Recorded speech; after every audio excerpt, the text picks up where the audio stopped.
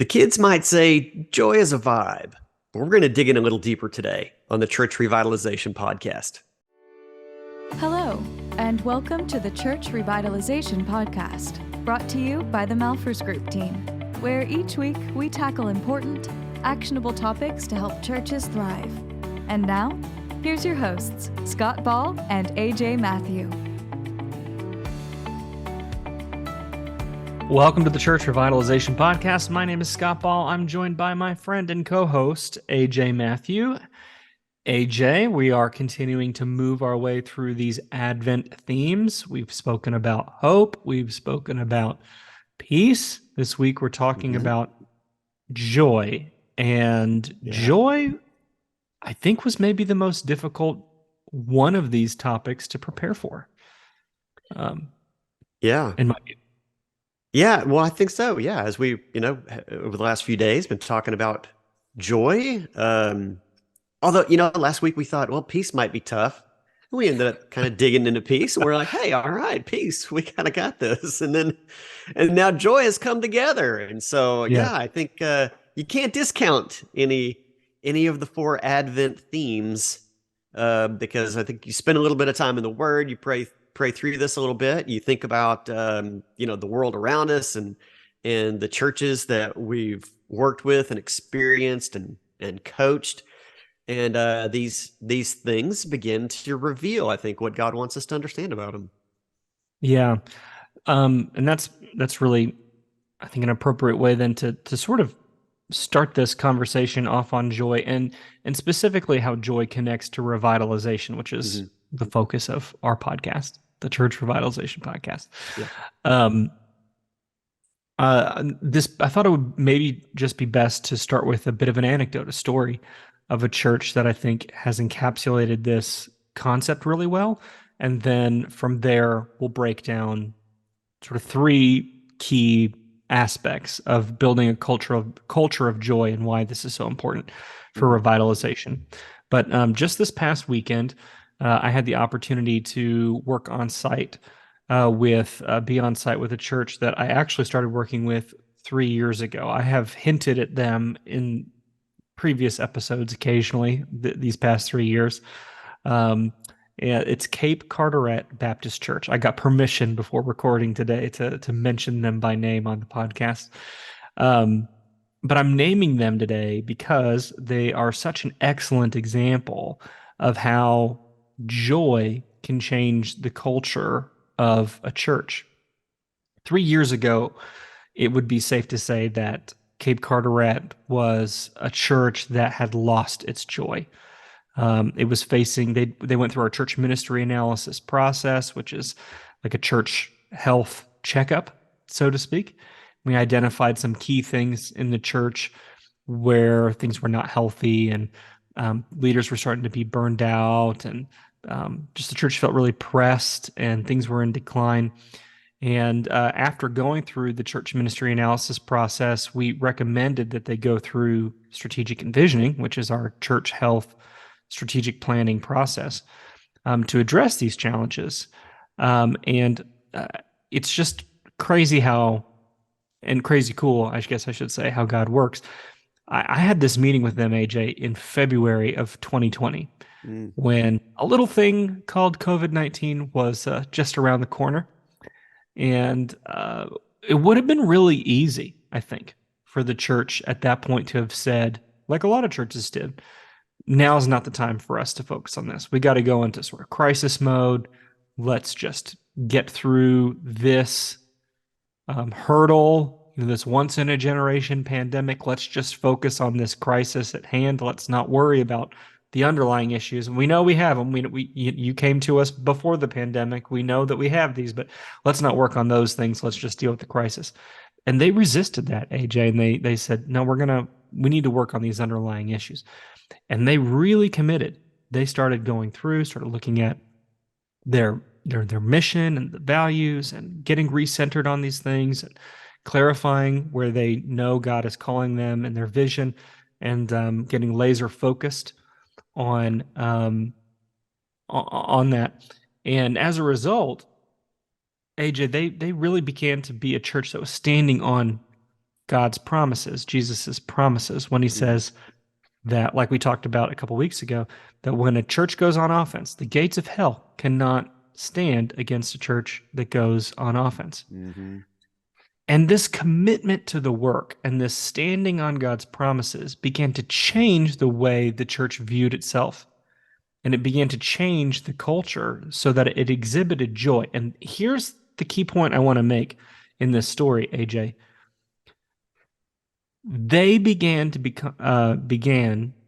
be a joyful church before their circumstances changed. Yeah. So now and I'm going to put a couple of pictures. If you want to see some pictures, I'll put some pictures in today's article, malphursgroup.com / is this 170? 170. 170. You can see a couple of pictures. Now this church is healthy. It's growing. It's vibrant. Dozens and dozens and dozens of people have made decisions for Christ over the last couple of years. But the culture shifted before the fruit came. Mm-hmm. And this is why joy is so important. Joy cannot be tied to whether or not things are going well. The culture of joy was developed because of their internal commitment to being faithful to the mission, to chasing the vision that God was giving them, and to being united in that pursuit, and in that endeavor. And that brought them joy. Mm-hmm. True satisfaction and contentment, that even though the world is literally going nutso with the pandemic, they had an anchor of hope that was providing a joy before them, as Hebrews says, because of the joy set before them. Yeah, they endured, and now they're reaping the fruit of that.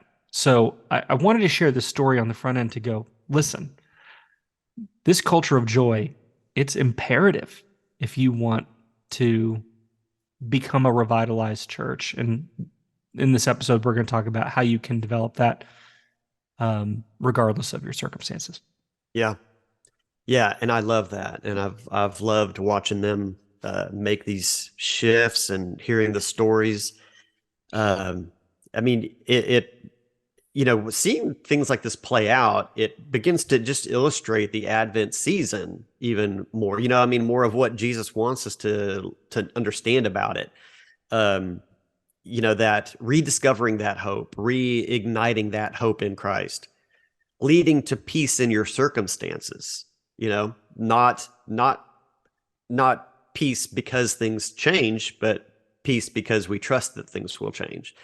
Mm-hmm. And then when they do begin to change, and as you said, even beforehand, having a joy that comes from that hope and that peace. And then, next week we'll be talking about love. And I think that's the outward expression of those that have gained hope, peace, and joy. Mm-hmm. So, it's just a really great picture for the Advent season, this season of anticipation and expectation of the one that brings these things to us. This is something cool. This isn't in the article, by the way. It's just another thing, something that came up quite a bit this weekend, because they wanted me to come back. Actually, even though I've been working with them for 3 years and I've been there, I don't know, maybe 5 times, 6 times over that span. I had not actually gotten to go to a Sunday service since the first time I was there, right before the pandemic. And so it was fun for me to just feel there is a sense, joy is a vibe to some degree. Like you can sense it. It's deeper than that, obviously, but you can sense the joy. But several people came up to me while I was there and all told the same story, which was during the pandemic, when everyone else closed, one of the things they decided to do, as many churches did something similar, they decided to host parking lot services, but not in the church parking lot. They actually went to a more of like a public parking lot area, more centrally located in their town. And lots of people who were not connected to Cape Carteret Baptist Church showed up to those services because in their area they were one of the only ones doing anything, and people were so desperate for connection and to be out and to see something. I know it's hard to remember what those days were like, but Mm, um, that's maybe something they would not have done um, prior to thinking on these issues, but they were already beginning to think, how can we redeem this situation? How can we take a step in faith and do something? And a lot of people point to that decision, even with inside the church, to go. That's when we knew things were changing. mm. That we weren't going to just be the same old church doing the same old things. Woe is me. And that joy was already leading them to different behavior. So I don't know, it's very cool to see how it's transformed. And honestly, I'll post some pictures on the article. You should go and just see how you can even just tell from a couple of pictures just how vibrant and alive this place is, and you can really sense that joy. Yeah, yeah. Well, that's cool. Well, we've got three points of joy to talk through this morning. So let's jump into this first one, and that is that joy springs from hope. I'm sure there's ways that you could look at all of these, especially the four Advent points, in varying ways and in different orders. But I definitely do think that hope precedes joy. It would be an unusual, I think, an unusual human emotional navigation to first have joy before hope. Maybe some people would feel that, but I think recapturing the hope is it's a point of fuel to bring joy back into our lives as well. Don't you think, Scott? Totally. I was actually reflecting on this quite a bit this past weekend when I was in Cape Carteret. Um, I don't know why, just was coming to my mind. I was thinking about the in Jesus's letters, 7 letters to the 7 churches in Revelation. They are in varying degrees of dysfunction, except one, right? I think one gets a good report. That I think the rest of them all have varying degrees of Mm-hmm. criticism from Jesus. And yet, in all 7 letters, there is a promise that is made to those that overcome, or to those that conquer, or those that endure, depending on what your translation is, what word is used there. And there's a very real practical application, I think, as it relates to joy in this, which is that pastors very often think, I can't have joy because my church is so messed up. It's so dysfunctional. It has this Mm-hmm. problem, these problems, and these problem people. And so we blame our joylessness on our circumstances. And as Yeah. we've already talked about in last week's episode on peace and in the previous episode on hope, that if you're looking for those external factors to be the source of your joy, you're looking in the wrong places. Mm-hmm. And Jesus is making these promises in these 7 churches that to anyone who would overcome and conquer, there is a promise for you. And so the message is clear that it doesn't matter what church you're in, it doesn't matter what the problems are, you be faithful.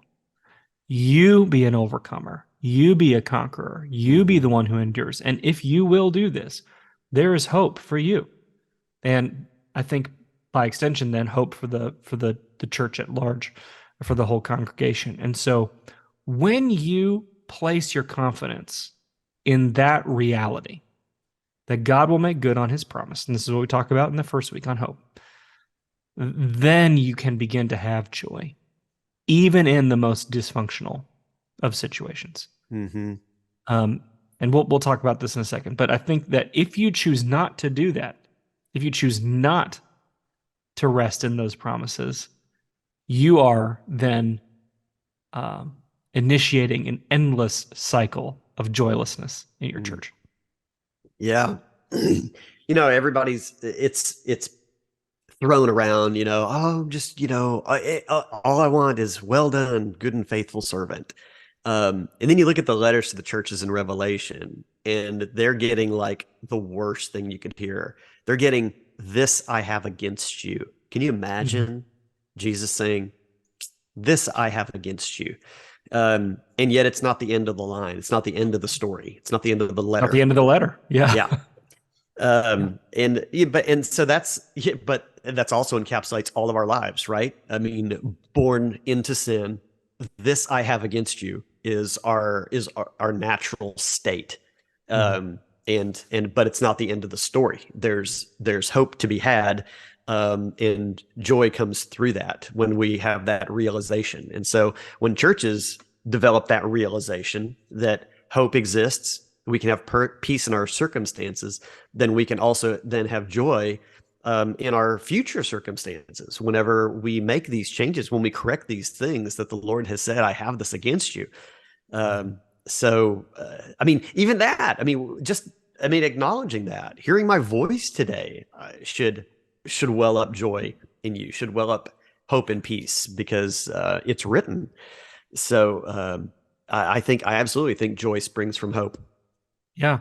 Well, I think I was just as you were talking, I was thinking about the fact that when we choose not to trust in God's promises and have hope and therefore lead in joy, it can, as leaders, I mean, this is a lot placing a lot on you as a leader, I understand, but um, I think it's true. Uh, it can have catastrophic consequences. Think about um, Moses, for example. So Moses is leading a stiff-necked people, no doubt about it. They're doubters, no doubt about it. They're negative, they're difficult, they're challenging, they're the worst. They're so bad that at different points, God is killing like whole chunks of them off, because they're so terrible. I promise you that however bad your church is, those folks were worse. And it discourages Moses so much so that Moses disobeys and disbelieves God's word and takes matters into his own hands and strikes the rock, right? Which then leads to irreversible consequences for him, which then leads to irreversible consequences for the people. The whole people then are barred from entering into the promised land. Now, this isn't to say anything about Moses' salvation, right? Moses is saved, right? But Moses doesn't get to experience the fullness of joy in leadership, what he really longed for, because he chose not to believe what God was saying. And I guess that's what I'm encouraging you in this first point is don't be like Moses and miss out on the fullness of joy that you could have in your leadership position. I mean, this is not a question of your salvation. This is a question of your experience in leadership is tied not to your circumstances, but to the degree in which you are standing on God's promises and listening to his word and you being faithful. And when you start to disbelieve, it has downstream consequences for the whole church, not just for yourself. Yeah. Well, and that's a good segue then too, because the second point is that joy is contagious, and the opposite, I think, would have an element of truth as well. That a lack of joy is contagious, and I think that's where a lot of churches find themselves when they're in need of revitalization. Is the joy has been lost, the hope has been lost. There's no peace among the people. And so joy is contagious. And I think that's maybe to some extent an added weight of leadership for us to bear that joy before others. I think there may be an element of faking it until you make it. People say, choose joy, and that's easy to say. But I think, in leadership, I actually think that line is in the article. AJ, are you criticizing me? No, I'm actually agreeing with you. I think you do have to choose joy if you don't quite feel it yet. But if you are trusting in the promises of the Lord, and you're clawing to have that hope, and you're working towards peace, and you desire that joy, I think you do need to put that joy on to the greatest extent that you can outwardly.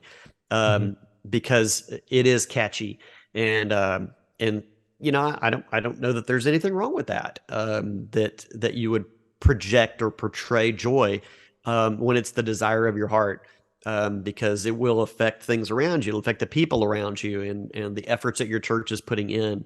And so I think, I don't know, to whatever extent, at some point, maybe we can ask Cape Carteret, leaders, to what extent do you think you knew it was necessary to project joy outwardly, to Mhm. affect joy in the church over time?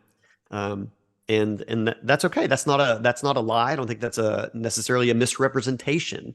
I think it's desiring what God has said He will give, and expecting it, which is also what we're supposed to be doing in Advent. Yeah, interestingly, I think they would have. I mean, I guess we could ask them and they could tell us, but I know that once we got through sort of the initial phase of our work with them, they made a pretty serious commitment. Pastor Kevin did that we're going to start communicating these things that matter to us every single Mhm. week. Yeah, We're going to start every week. Every service is going to start with us talking about our mission and why we're here. And we're going to end every service casting the vision for where we're going. And they have done that every single Sunday yeah. for like 2.5 years or something like that at this That's point. called good leadership. Leaders lead. That's how you lead. Yeah. And it's not just rote, like, here's what it is. I mean, I got to hear it this weekend. It's genuinely communicating and then having things that are happening in terms of behaviors that prove those words true, Yeah. right? Like you walk out into the lobby and I can see that not only is this what you say you want, there's an evidence of this, in what I'm seeing and what I'm feeling. So, I would say they immediately made a commitment to that, and I guess there is a sense of you fake it till you make it, but I would maybe phrase it more like we're what we talked about in 2 episodes ago, that faith builds what hope sees. That Yeah. quote from Chad Veach, that it's not faking it, it's building it. You know, Here here's a softer here's a softer way of saying it. Trust it till it's true. How about there you go. Yeah. Yeah. And that? I would just say it's building it. It's like, when you're building a building, you're not faking it until the building is constructed. It's just when it's in early phases, sometimes all there is dirt. That doesn't make the reality of the coming building less real. Yeah. It just means that it's just not at the stage yet where you can see it. Yeah, yeah. So you keep taking the steps forward for building it, even when you can't see the steel going up, even when you Hmm. can't see the drywall going up, even when it looks like it's not going to be a building. You're just seeing, the plumbing coming up out of the ground. You keep being faithful even before others can see, oh, this is a building. I mean, have you ever seen something being constructed and you go, oh, I wonder what they're doing over there? And the people know, oh, that's going to be a Starbucks. That's going to be a Taco Bell. That's going to be a car wash. Like someone knows what's being built. The rest of us are all just curious. That's your congregation, man. They're like, what's happening here? But you keep doing it. You can't wait till everyone goes, don't you get it? Don't you see it? You keep being faithful. And that creates a culture of joy. And once everyone begins to see it, then AJ, and this is that point, it becomes contagious. People become excited about it. They go, oh, Hmm. okay, yeah, I can see this thing coming together. I can see its form. I can see its shape. I want to be Hmm. a part of that. And the truth is, and this is hard for pastors to hear, but so many churches are joyless places because they are led by joyless pastors. And Hmm. it's understandable on some level because churches are plagued by decline and lost influence and sort of an internal focus. But if your joy is rooted in your situation, of course you're going to be joyless. When you Yeah. stand on something deeper, more spiritual, that's biblical, supernatural to some degree, when you choose to walk in that kind of joy that comes from the Spirit, Hmm. it will begin to reflect itself then in your congregation over time. Yeah. Amen. Yeah, that's it. Joy is contagious. Sidebar, Scott, where I live, when construction starts, the answer to what is that is 100% of the time a car wash. There's no other option around. Here too. What is the deal? Like, they can't all stay in business. Either that or they are all drug fronts. Yeah. And so what are those things going to become when they go out of business? No one else is moving into a car wash and making something else out of it. No, I'm convinced half of them are money laundering situations or something. I have wondered if they're all owned by the same corporation. There's not even competition. There's so many of them. All right. Speaking of cynicism in construction, our third point is that joy is a witness to a cynical world. And that's a really good point. That what I said was so cynical. They must all be money laundering operations. We do live in a cynical world. I mean, gosh, I was expressing it before we went on air this morning to Scott, my cynicism, but joy is a witness to a cynical world. So, this is kind of builds off of the previous point that joy is contagious. Joy is contagious internally in our churches, but when a church develops joy within itself, that joy goes outward, which gets us back to the core mission anyway, of making and maturing disciples of Jesus. So the inward joy that a church holds will spill out. That is, the city on a hill. That's the light to the world, that the church is supposed to be. Because there is a lot of cynicism. There's a lack of belief. There's a loss of hope. There's a lack of peace. The world needs the joy that Christ came to bear, and through us, it should be expressed. We're supposed to project that joy out. We're supposed to give people reasons for an explanation for why we have joy, right? Right. And the churches that are most effective in bringing Christ to their city and to the nations are the ones that can do it joyfully, with a joyful heart. That's the overflow. Yeah.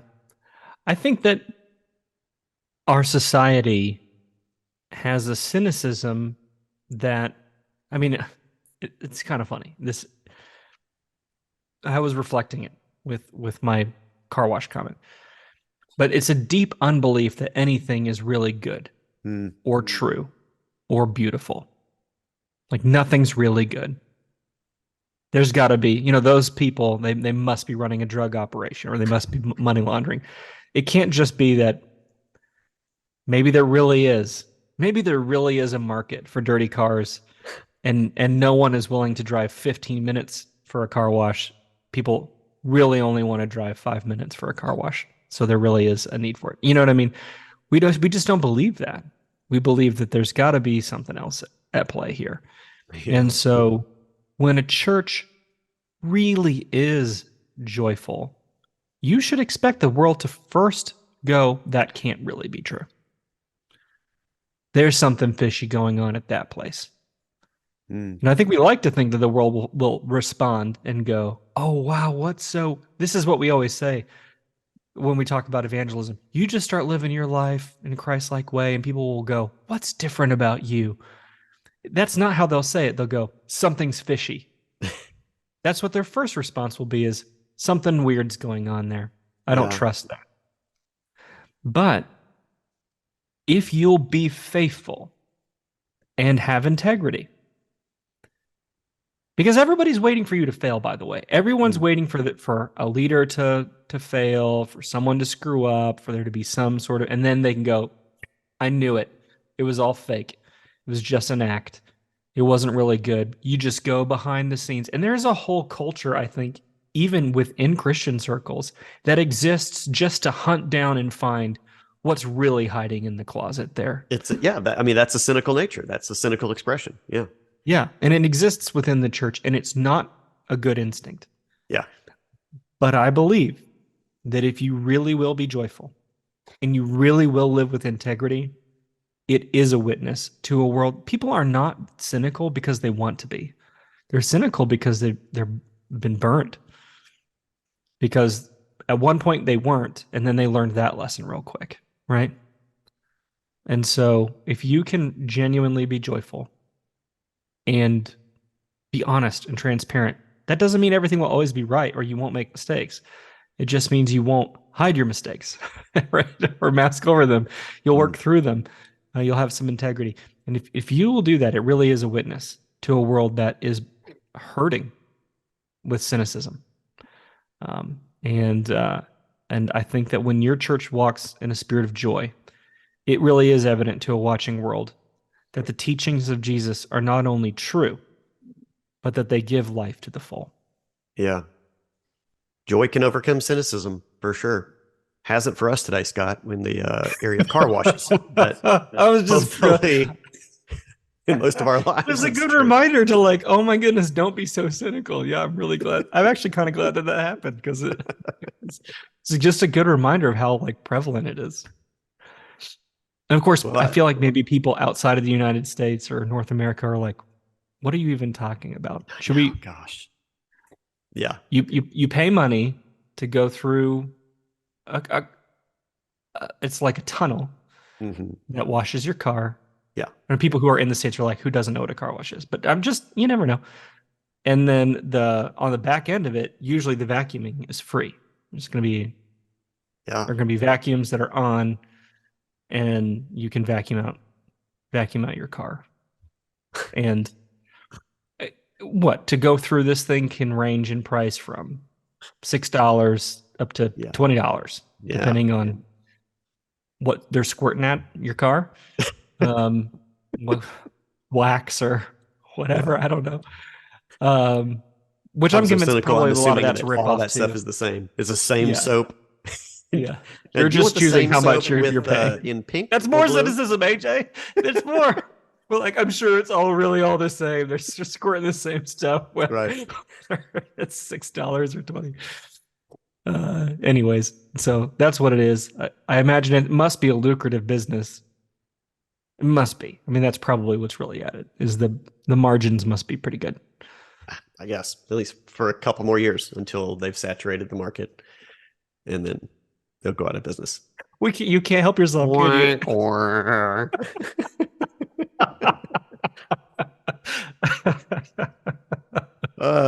Thanks for tuning into Small Business Today. I mean, the Church Revitalization Podcast. For more great startup ideas, check back next week. Next week, we're covering Dollar General.